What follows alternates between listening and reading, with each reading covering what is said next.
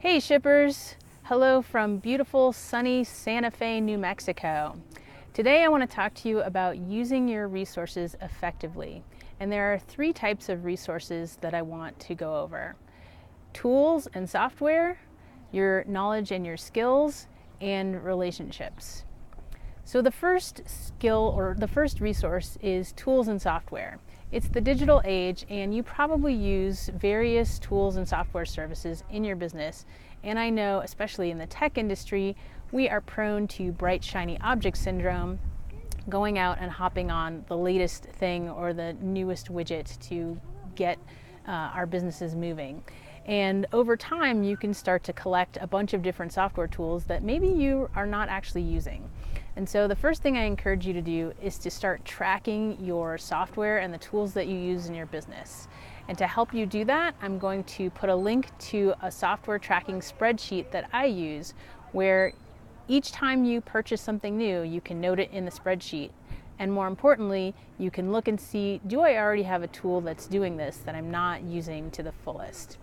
And the other thing I would say is review that spreadsheet every 3 months or so and notice if there's something that you're not using that you can eliminate. The second area that I want to talk about is your knowledge and your skills. So I was on the plane coming out here, and I sat next to a very nice woman who has an interior design agency, and she was working away on her email for most of the flight.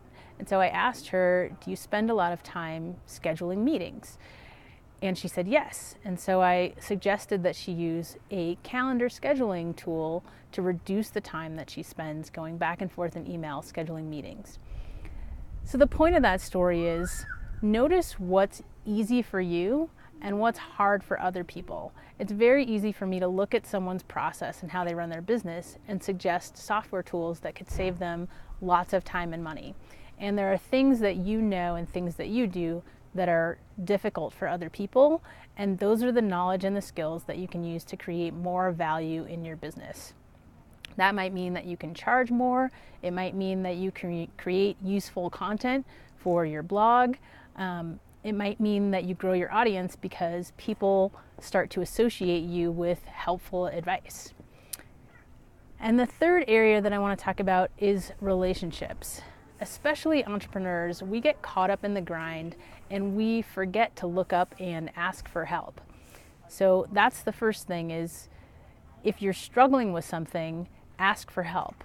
In a previous video, I talked to you about a website in a day project that a business owner came to me, and she had been really struggling and finally realized, I can't do this on my own. And by asking for help, she was then able to reach her goal in a single day. So in the areas where you are struggling in your business, I invite you to take a step back and ask yourself, is there someone who could help me accomplish this faster so that I can keep moving forward? The other thing is, we don't seek out partnerships. One area where partnerships are especially helpful is in marketing. You know, on the one hand, you spend a lot of money on something like Facebook ads or Google AdWords to try to build your audience and spend a lot of resources on that. But you could also go out and seek a partnership with someone who already has the eyeballs of your audience and instantly grow your audience by leveraging that relationship. So take the time to stop and think, who has the eyeballs of my audience, or who has something that I can use to help grow my business that I have a relationship with, that I can seek out a partnership or ask them for help. And then the other thing about relationships is just to communicate regularly. I make a lot of introductions to people whenever I meet people, and I think to myself, oh, I know someone that you should know who could help you grow your business. But I don't do that unless that person is top of mind. And so communicating regularly with people just helps strengthen your relationship. And one of my mentors used to say, relationships are just interactions over time. So make sure that you're nurturing your relationships by keeping the communication lines open. So that's what I have for you today. And if you like this video, please like it and share it. And subscribe to my YouTube channel if you're watching this on YouTube.